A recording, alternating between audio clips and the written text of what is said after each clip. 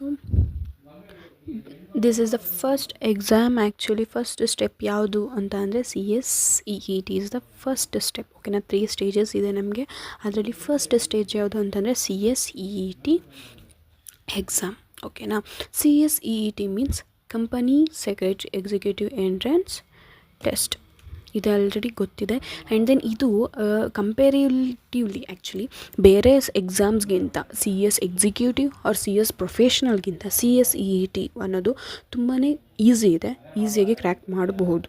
ಓಕೆನಾ, ಸೊ ಇದರಲ್ಲಿ ನಮ್ಗೆ ಆಲ್ರೆಡಿ ಗೊತ್ತು 4 ಸಬ್ಜೆಕ್ಟ್ಸ್ ಇದೆ. CSEET ಎಕ್ಸಾಮ್ಸಲ್ಲಿ 4 ಸಬ್ಜೆಕ್ಟ್ಸ್ ಇದೆ. ಯಾವುದಂತ ಅಂದರೆ business communication, legal aptitude and logical reasoning. Third one ಯಾವುದು ಅಂತಂದರೆ economic and business environment. And fourth one is current affairs and quantitative aptitude. ಓಕೆನಾ, ಸೊ ಇದರಲ್ಲಿ ನಮಗೆ ಗೊತ್ತಾಗಬೇಕು ಇದರಲ್ಲಿ ಎಕ್ಸಾಮ್ ಯಾವ ಥರ ಆಗುತ್ತೆ ಅಂತ ಅಂದರೆ ಎಕ್ಸಾಮ್ ಬಂದುಬಿಟ್ಟು ಆನ್ಲೈನ್ ಬೇಸಿಸಲ್ಲಿ ಆಗುತ್ತೆ. ಓಕೆನಾ, ನಾವು ಎಲ್ಲಾದರೂ ಕೂತ್ಕೊಂಡು ಮನೇಲಿ ಸಹ ಕೂತ್ಕೊಂಡು ಎಕ್ಸಾಮ್ನ ಬರೀಬೋದು. ಬಟ್ ಆದರೆ ಅಲ್ಲಿ ಸ್ಕ್ಯಾನ್ ಆಗುತ್ತೆ, ಬಿಫೋರ್ ಎಕ್ಸಾಮ್ ಸ್ಕ್ಯಾನ್ ಆಗುತ್ತೆ. ಆ್ಯಕ್ಚುಲಿ ಯಾವುದಾದ್ರು ಒಂದು ಸ್ವಲ್ಪ ಏನಾದರೂ ಮಿಸ್ಲೀಡ್ ಆಗ್ತಿದೆ ಅಥವಾ ಕಾಪಿ ಫೀಲ್ ಬರ್ತಿದೆ ಅಂತಂದರೆ ಬ್ಯಾನ್ ಮಾಡುವಂಥ ಸಾಧ್ಯತೆ ತುಂಬ ಹೆಚ್ಚಿದೆ. ಸೊ ಬಟ್ ಆದರೆ ಬೇರೆ ಇದಕ್ಕಿಂತ ನಮ್ಮ ಮನೆಯಲ್ಲೇ ಕೂತ್ಕೊಂಡು ನಾವು ಎಕ್ಸಾಮ್ ಬರೆದಾಗ ಫಸ್ಟ್ ನಮಗೆ ಕಾನ್ಫಿಡೆನ್ಸ್ ಕೂಡ ತುಂಬಾ ಇರುತ್ತೆ. So it also helps. ಓಕೆನಾ, ಸೊ ಈ ಎಕ್ಸಾಮ್ ಬಂದುಬಿಟ್ಟು 4 ಟೈಮ್ಸ್ ಎ ಇಯರ್ ಆಗುತ್ತೆ. ಜಾನ್, ಮೇ, ಜುಲೈ ಆ್ಯಂಡ್ ನವಂಬರಲ್ಲಿ ಆಗುತ್ತೆ. ಆ್ಯಂಡ್ ದೆನ್ ನಾನು ಕೂಡ CS ಆಸ್ಪಿರೆಂಟ್. ಓಕೆನಾ, ಸೊ ನಾನು ಕೂಡ ಮೇ 2025 CSEET ಎಕ್ಸಾಮ್ನ ಬರೆಯೋದಕ್ಕೆ ಹೋಗ್ತಿದ್ದೀನಿ.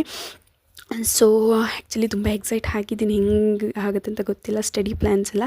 ಬಟ್ ನನಗೆ ಸೊ ಮೇ 2025 ನಾನು ಕೂಡ ಬರ್ತೀನಿ ಅಂತ ಆಲ್ರೆಡಿ ಹೇಳಿದೆ. ನನಗೆ ತುಂಬ ಇಷ್ಟ that teaching is the best method for learning ಅಂತಾರೆ. So and then 50 marks per subjects ಇರುತ್ತೆ. ಓಕೆನಾ, ಸಿಂಗಲ್ ಪೇಪರ್ಸ್ಗೆ ಎಷ್ಟು ಒಂದೊಂದು ಪೇಪರು ಕೂಡ 50 ಮಾರ್ಕ್ಸ್ದಾಗಿರುತ್ತೆ. ಹಿಯರ್ ಟೋಟಲ್ ಮಾರ್ಕ್ಸ್ ಎಷ್ಟು ಅಂತ ಅಂದರೆ 200 ಮಾರ್ಕ್ಸ್ಗೆ ಇರುತ್ತೆ. ಓಕೆನಾ, ಟೋಟಲ್ ಕ್ವಶನ್ಸ್ ಬಂದುಬಿಟ್ಟು 140 ಕ್ವಶನ್ಸ್ ಇರುತ್ತೆ. ಅದರಲ್ಲಿ 60 ಕ್ವಶನ್ಸ್ ಬಂದುಬಿಟ್ಟು 2 ಮಾರ್ಕ್ಸ್ದಿರುತ್ತೆ. ಆ್ಯಂಡ್ ದೆನ್ 80 ಕ್ವಶನ್ಸ್ ಬಂದುಬಿಟ್ಟು 1 ಮಾರ್ಕ್ಸ್ದಿರುತ್ತೆ. ಸೊ ಟೋಟಲ್ 60 × 2 ಅಂತ ಅಂದರೆ 120, 80 × 1 ಅಂತ ಅಂದರೆ 80 ಮಾರ್ಕ್ಸ್ ಆಯಿತು. ಸೊ ಆಲ್ರೆಡಿ ಅಲ್ಲೇ ನಮಗೆ 200 ಮಾರ್ಕ್ಸ್ದು ಸಿಗುತ್ತೆ. ಓಕೆನಾ, ಇದರಲ್ಲಿ ಇನ್ ಕೇಸ್ ನಾವು ಒಂದೊಂದು ಇವಾಗ ಫಸ್ಟ್ ಪೇಪರ್ 20, 30 ಹಾಗೆ ತೆಗೆದ್ರೆ ಓಕೆ ಡನ್, ಪಾಸ್ ಆಗುತ್ತೆ. ಇನ್ ಕೇಸ್ ನಾವು 20 ಆ ಥರ ತೆಗೆದ್ರೆ ಫೇಲ್ ಆಗುತ್ತೆ. ಮಿನಿಮಮ್ ಅಂತ ಅಂದ್ರೂ 100 ಅಂತೂ ಅಟ್ಲೀಸ್ಟ್ ಇರಲೇ ಬೇಕು. ಓಕೆನಾ, ಸೊ ಆ್ಯಂಡ್ ದೆನ್ ಇವಾಗ ಒಂದು ಸಬ್ಜೆಕ್ಟಲ್ಲಿ 40 ತೆಗ್ದಿದ್ದೀನಿ, ಇನ್ನೊಂದು ಸಬ್ಜೆಕ್ಟಲ್ಲಿ ನಾನು 20 ತೆಗಿತೀನಿ, ನೋ ಹಂಗಾಗಲ್ಲ. ಓಕೆನಾ, ಆದರೂ ಕೂಡ ನಾವು ಫೇಲೇ ಆಗುತ್ತೆ.